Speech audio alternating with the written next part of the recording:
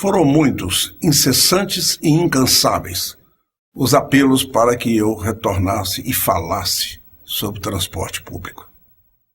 Pode parecer a muitos que eu tenha algo contrário aos interesses da empresa que agora explora tal serviço. Pode parecer que eu tenha algo contrário ao proprietário da empresa, mas de forma alguma o assunto não é esse que me move. A filosofia do transporte público, sim, é essa que me interessa. A forma do poder público encarar o transporte público é que tem que ser modificada nacionalmente.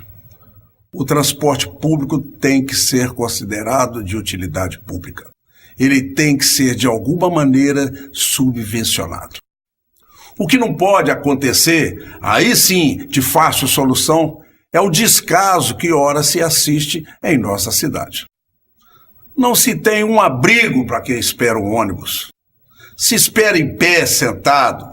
Se escolhe um ponto final de ônibus para parar na porta de um botequim, porque o dono do botequim é amigo de um vereador.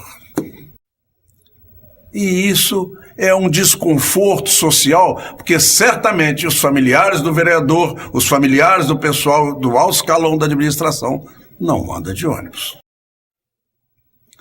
Estas coisas podem ser consertadas a curto prazo. O transporte em si, este não. Esse demanda nova inventiva, esse demanda inteligência, esse demanda um raciocínio mais claro a respeito do assunto e que tem que ser empregada uma nova política.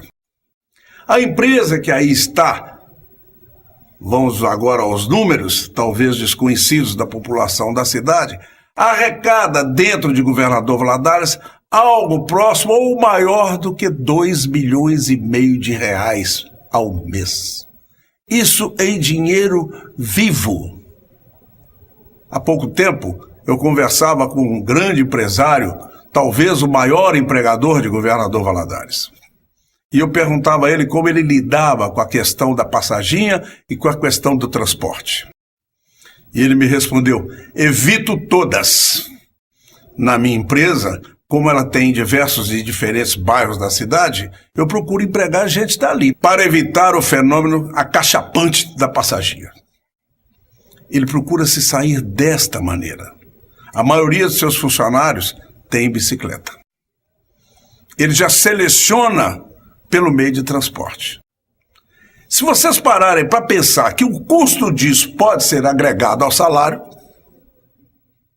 vocês vão ver que talvez até a presidência possa dispensar o Bolsa Escola, Bolsa Família, porque os salários seriam maiores, porque o custo de vida do trabalhador que depende do ônibus estaria melhor. Nós temos que pensar em coisas novas. Nós temos uma cidade plana, maravilhosa. Em 1966, eu participei do assassinato dos ônibus elétricos lá de Belo Horizonte. Eu tinha uma empresa de transporte e fui eu o encarregado de puxar aqueles ônibus lá para Recife, para onde eles foram. E todo mundo ria muito que mineiro comprava bonde e depois que pernambucano comprava ônibus elétrico.